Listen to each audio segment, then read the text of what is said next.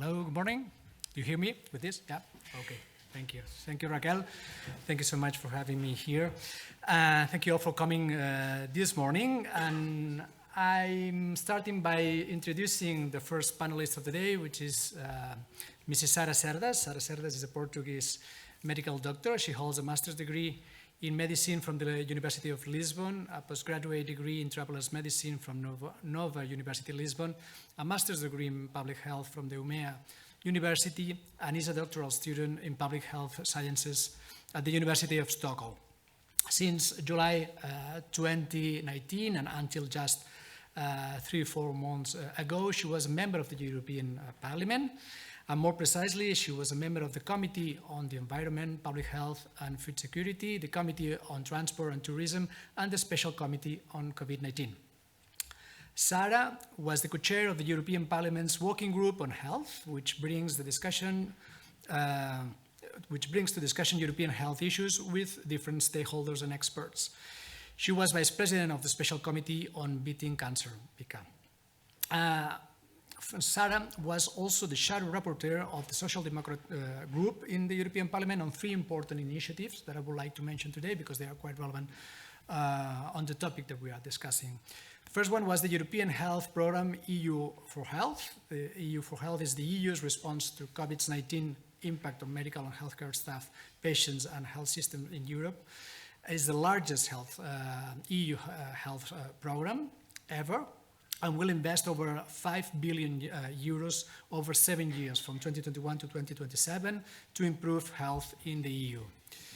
The second initiative in which she was involved was the regulation on serious cross-border threats to health. In force since 2022, it is designed to create a more robust mandate for coordination and cooperation for a more effective response to serious cross-border health threats, such as the COVID-19 pandemic. And the third one was the regulation on the European health data space.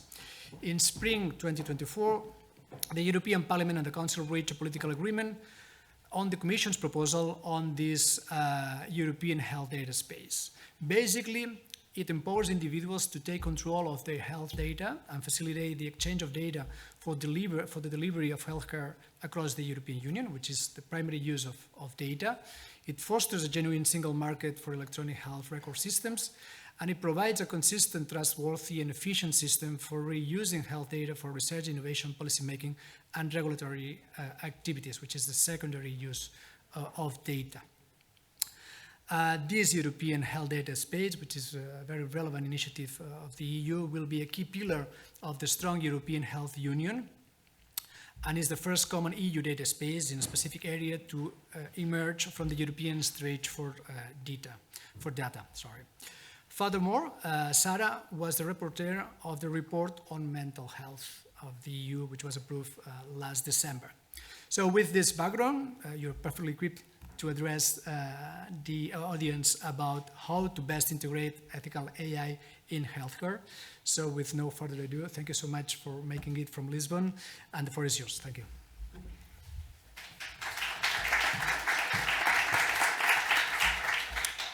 Thank you, Albert, for the kind introduction, and thank you, Raquel, for the lovely invitation. For me, it's a pleasure to be here and speak to you about how to advance for an ethical AI integration within healthcare. As Albert already mentioned, I was for the past 5 years a member of the European Parliament, and I worked in several key legislation. So just to give a brief background on what is the European Union, or what does the European Parliament do. The European Parliament is the direct representative. It's composed currently by 720 members, and they directly represent 455 million citizens across the EU, across the 27 member states of the EU. And what does that mean in regards to legislation, to everyday lives?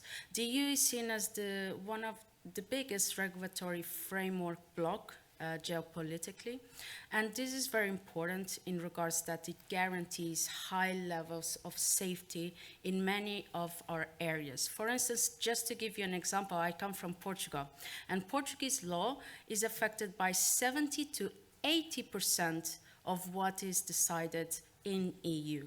So what is decided by the European Parliament, which is a co-legislator with the Council, which there you have seated the representatives by each of the 27 member states. But I'm not here to talk about the EU structure. I'm here to talk about this very relevant topic. And I want to focus a bit on the opportunities that AI has to healthcare. As a medical professional myself in the field of public health, AI can bring a true revolution. And as Raquel already mentioned here today, there's immense potential for what AI can do in health. But we also need to reflect on the importance of health data and how sensitive this data is. And this sensibility is what took so long for us to reach an agreement on the AI Act and the European Health Data Space. But I'm going to share a few of the stories behind those negotiations and what were the different stale things that took longer to negotiate. The AI in health has immense potential through diagnostics, treatment. We're seeing that with cancer and many cardiovascular diseases, which are the main killers in Europe. And now I'm speaking about Euro region as WHO. And for public health and prevention, it has immense potential, for instance, also not only in non-communicable diseases, but also for communicable diseases to detect trends. And for instance, now with the Mpox epidemic, to understand where the different resources are. And that leads me to how AI can work to optimize health systems, which are basically health systems in high-income countries are very much burdensome with a lot of bureaucracy, a lot of burden in the infrastructure, and a lot of burden for also health professionals. So AI can, the systems equipped with AI can be better and more efficient used not only for health professionals, but for the system that it serves. So going a bit on how did we decided to build the EHDS, which is the European Health Data Space. The European Health Data Space, if you remember how EU is structured, the European Health Data Space will be a revolution for health in the EU, and we hope that also to third countries, meaning countries that are not part of the EU. So what it means is that each person will be a holder of their own health data. And this led to a lot of discussions. So I'm speaking here about primary use of data. That means I come from Portugal, I broke my leg, and then I was working in Brussels. I had a bit of a pain, I went to the doctor in Brussels, and the doctor in Brussels can see the x-ray I took in Lisbon in French or in Flemish, whichever language they decide. So my clinical registers will be available in the 24 official languages in the EU. It's just as roaming, as some of you know, we can call and not pay for that, and it's very easy just to navigate around the EU, and that will be the same for our health data. This is huge. And then we have the secondary use of data. Secondary use of data is when we use data for other purposes, and this was very important for us to use data not only for innovation but for research. Can you imagine how much we can learn from this? I'll just give you an example. In the European Union, second biggest killer is cancer, and we still don't know 50% of the causes of cancer. They are unknown. But we also know that 30 to 40% of the deaths by cancer in the EU could be avoidable. So with these numbers and how impactful they are for our daily lives, can you imagine having data sets of 455 million of citizens? This will also be a groundbreak for rare diseases and its study. As a previous researcher myself, I'm very excited about the prospect that the EHDS will open. but it cannot be with a free pass. So we had to implement several regulations. I was the negotiator for my political group, but given my background, I also took the lead in several other parts of the negotiation, basically making the regulation a bit more fit for purpose for our daily lives as health professionals, but also from a patient perspective. So the EHDS, it's very important, for us it was very important, something that Raquel mentioned in her introduction, which was trust. We have good and bad examples in the EU on usage of health data and in trust of the system. So for us, trust was key. We have Portugal, where everyone goes to vaccinate themselves if the authorities tell them to do. Because in Portugal, we remember what it's like to die by avoidable, preventable diseases just 4 decades ago. And we also have other countries, for instance, Romania, where it's really hard to have vaccination coverage. And it's the same with digitalization of health. We have, again, Portugal has a good example, but also other countries, and Slovenia, where there's a lot of distrust in this. So we try to put the bar very high in regards to trust of the system. So if you don't want to be a part of the space, you can say no. If you have your genetic data, genomics, proteomics, that can directly identify the individual on the secondary use of data, you can you need to opt in on the system, meaning by default, you're not part of the system. And there's several key remarks on what these data can be used for. And this leads me to AI. So the European Health Data Space is streamlined with the General Data Protection Regulation.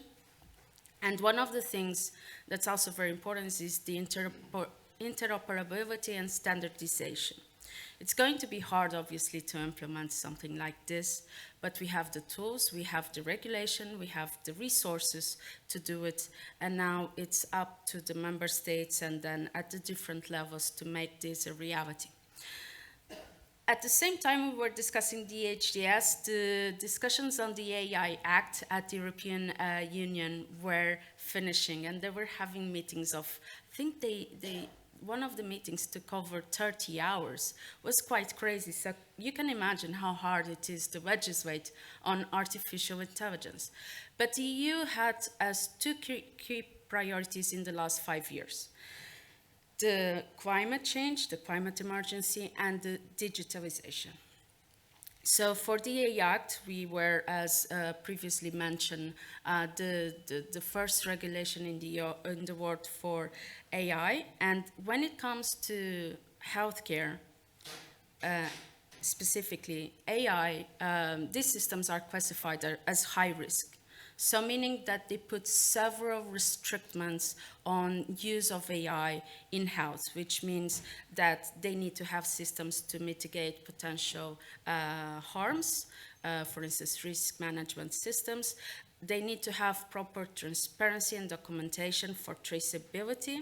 There needs to be human oversight and a lot of data governance. And they need to be compliant with another regulation. We have a lot of regulations, lots of laws, but with the medical devices regulation. That means they need to be fit for purpose, and they need to basically apply their system, and then an independent body in the EU is going to analyze if that system is compliant or not. And if it's not, it goes back. So it can only go to the market if it's compliant by all of these regulations. But after they are in the market, we still need to ensure that after 2-3 years they are fit for purpose and they are compliant. So there are going to be regular audits and updates to require that the system maintains its integrity but also its efficacy. So there's also in the AI Act something very important, which is that the tools in artificial intelligence need to inform users about how they need to be operated, their limitations and the risks involved. And that was a reality for the AI Act, but also for the HDS. I'm using the acronyms now, so European Health Data Space, AI Act, Artificial Intelligence Act. What does that mean? We put their provisions for the education of professionals, how to use this. We know that technostress is a big risk factor and a big burden in the healthcare workforce. So education and enabling the professionals, but also the patients, how to use these systems. So what is the relationship between the HDS and the AI Act? You can imagine is about the data, and they complement themselves. So they're going to improve how we deliver healthcare. We already talked about research and innovation, and it will also empower individuals to better control their data. I forgot to tell something which is very important in the HDS because it has to do with ethics. Some of the member states in the EU still have abortion as illegal. Well, actually one, but others frown upon it. So in the HDS, you can, that was a 10-hour discussion, but we won. You can remove information. For instance, if I'm from Malta and I went to Spain to get an abortion because I can remove that information. So my doctor does not know what I have done. So, the same as it will happen face-to-face, because I can just omit information. And that's very important also to ensure trust. The biggest discussion was when you omit information, the other side wanted that the doctor receives a notification, your patient omitted data. That for me was a no-no, because it was going to hinder the medical-patient relationship, speaking about medicine, but also in other realms of healthcare. So just to give you this example of how these discussions are done at that bureaucratic level, but they are so important for our day-to-day lives. So EHDS will provide data and will feed these AI systems. The systems need to be, again, compliant with other regulations, such as the GDPR, and they are going to be interoperable. So in regards to the regulatory challenges, we found some of them that we need to address on, which is bias and fairness. One of the things that we are discussing a lot now is that usually at health, we don't obtain data on ethnicity, and that can further increase the health inequities, meaning the health inequalities with the moral component in health. So that's something that we need to address, the transparency and explainability. So this we already discussed. Data privacy and security. For instance, in DHDS, if a system, we had several remarks if a system was not compliant or it didn't follow the rules. If you are one of the developers, if you don't follow the rules, you can be banned from the system. We put forever, but it's until the next regulation gets revised. So that's very important for us. And then the human oversight, never leave only the machines controlling the systems. So for us to reach these regulations, it was very important for us to have collaboration with several stakeholders. I'm a medical doctor in public health, obviously. I don't have the biggest expertise on digitalization of health. So we need to equip our politicians with the best evidence out there. And that's something I want also to bring out here, because policymakers are the ones that do regulations and guidelines. But it's important also to bridge the gap between academia, what we do in real life, but also between policymakers. That's why I'm so excited to be here today and discuss these topics with you. I now see that I went 2 minutes over my time, so I'll end here and wait for the Q&A if you have any questions, and perhaps we can address them. Thank you very much.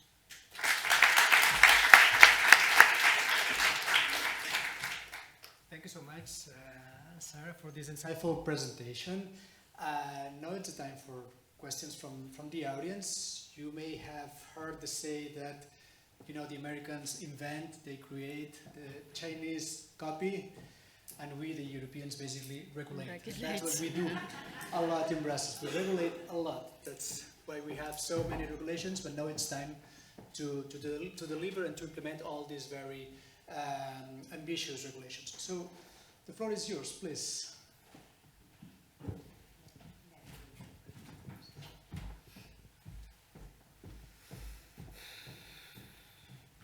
Can you hear me? Hi there. My name is Bash Bhattacharya. I'm a radiology consultant, AI lead in northeast London. Just a quick thing, because I was at a meeting with some of my American colleagues and we're discussing the health tech environment, and they've basically got in group us, the US and EU in 3 different groups in which AI, if you look from the health tech startup as well, if you look at the EU, UK and the US, those are the same levels of health tech because the UK has more startups than the EU altogether and the US. And their concern is that with the increasing regulation framework in the EU is going to end up being a very closely controlled ethical market, but with very little individual AI startups, like a Bond Street of AI, really. And it's just going to buy very expensive AIs from outside, which have been developed in slightly odd ways, and it's not going to really allow the prospering of individual AI in the EU. Do you think that's a correct observation, or do you think it's incorrect? Thank you for your question. That is one part of the biggest arguments that we had, but we constructed the whole narrative afterwards. So that's one of the biggest worries that we had from developers. You're just regulating a lot. You're just cutting it down, so you're not going to have a system fit for purpose. One of the key purposes of the regulating is also to enable innovation to prosper, but according to specific guidelines, and also having our ethics values in mind. As innovation is the key priority for the EU for the next 5 years, I deeply believe with the AI Act and with the EHDS, if you're a developer, you just go to do a conformity assessment. It's very easy to do. We made it simpler, having that into mind, because we're talking about the digital world and we cannot do things as we did 5 decades ago. So you do a conformity assessment. If it's in conformity, you go to the market. If it's not, you're going to receive what you need to do in order for your tool, your app, your system to be in conformity. So we want to use AI. We want AI in health specifically, but we want AI in health to drive innovation and prosperity, but it cannot be a no man's land. There needs to be rules. More questions over there, please. So I see in the slides there's a lot of emphasis on the patient is at the center, the patient is at the focal point. This issue about interoperability and being able to go and have your medical records, I read them here and I get them over there though, raises another issue, which is on the ethical thing. There is the ethics of the organization. Because what you're actually suggesting for the interoperability is the cost burden for organizations to make all their legacy systems interoperate. And those organizations, the cost of maintaining them and complying with that is ultimately underwritten by, well, in a lot of cases, underwritten by the populations. So, I mean, do you have any kind of comment on how you're balancing the ethics of the individual, as in, that's my data, I have the right to have that so I can take it to this hospital and go to that one, versus the weighting of organizations and even tech providers who are trying to go and say, okay, I can make this interoperable, but it's going to take years. Yeah, that's a great question. I think that's the biggest discussion we had before we were waiting for the regulation on the European health data space to come. So yes, healthcare now more than ever is patient-centered, and it's moving into that direction without a doubt. And organizations need to adapt at different levels. At the HDS, we're going to have a national digital health authority. And to ensure that systems are interoperable, we made some guidelines on how these systems are interoperable. And we also provided the resources to make those systems interoperable. So now the primary use of data, we're waiting for the regulation to be published in the journal, but we have the political consensus and the text. It's going to be by 2028. And for that, we have around 800 million euros. So we're providing the resources for that change to happen, because we also have systems, health systems, some services that still use pen and paper. In a world where we are, in a globalized world, in a digital world, we are taking the step towards digitalization of health and the incredible opportunities that will provide us. I think it's going to be a revolution in health, but obviously it's going to cost, without a doubt, but it's part of the decisions we need to make. It will also make the provision of health more efficient. And for instance, if we're thinking about a small provider, a small clinic with 2-3 medical providers, how can they do that change? Can they apply to grants to change their system? Do they even have the resources to do that? So that will be up to the member states. They will have the resources to equip and empower those small and medium enterprises to be fit for the regulation. In regards to developers, we didn't have much setbacks. We managed to create a system where it's, I'm not going to say easy, but it's not a huge headache to be interoperable. And that was made with with discussions with member states that are already sharing data through the EU at health application, which has several member states that already are sharing the digital health. If I go, for instance, if I go to another country that is in that space, I can use my prescription in the pharmacy, just to give an example. I don't know if I answered your question. More questions? My concern, I take it as both a patient and someone that works in technology, because of Guy St. Thomas Trust that is here, we get hacked all the time. It's the #1 place in the UK babies are born. Sorry, can you? The Guy St. Thomas Trust is the #1 place where we are now, is where babies are born in the UK. We get hacked all the time. Like, blood stores are still not working because of a Russia hack. So to me, the first thing on my mind is the cybersecurity, and also in 3 years, which seems great. I know that feels slow in the world of tech and AI, but 3 years seems wonderful to get all this into place. Interoperability and the movement of data across EU borders, that's great. That's the mission. But we have certain countries in the EU, at least one, that are Russian sympathizers. We have different levels of infrastructure. We have different levels of cybersecurity, and even our data center went down for 3 weeks a couple summers ago because of the heat, and the infrastructure just not able to hold. So where is the logistics behind protecting all of this data across borders, and then also making sure in Greece or Spain, where we're hitting higher temperature than ever, that the data centers can last in that heat? That's a great question. It has to do with the infrastructure for this whole system to be interoperable. When it comes to cybersecurity, I would like to refer to currently, so what's happening at the EU at the moment, exactly this day actually, is that the European Parliament is choosing the next college of commissioners. So that will be the European Commission. It's led by, I think you know her, Ursula von der Leyen. So what they do at the EU is that they propose the regulations, and then the Parliament and the Council, the member states, get together to negotiate on a common text.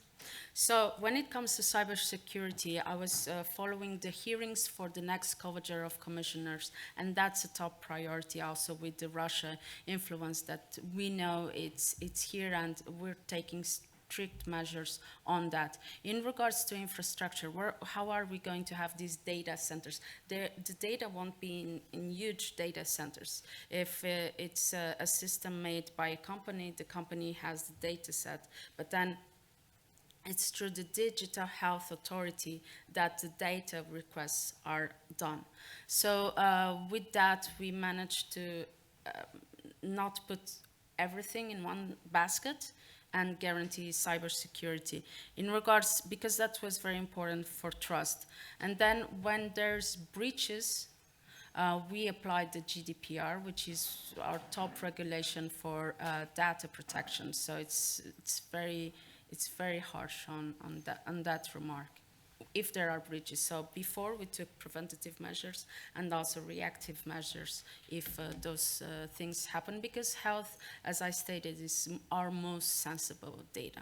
So we need to be very careful with that. I come from a region that has a centralized system. It's not NHS in Portugal, and we were victims of a cyber attack in our health system. For we don't know who was it, but it was through the dark internet, and our data was leaked. We still don't know what happened to our health data. We know that we're being called, a lot of people in Madeira are being called through scams, and I know my phone has been leaked, my emails, but also I don't know how much of my health data was leaked. Thank you. We have time for one last question over there, that lady. Hi, thank you so much. Saskia Sanderson, I'm the data science lead for the UK Mental Health Mission based at King's. And previously, most of my career been in psychology applied to genetics and genomics research.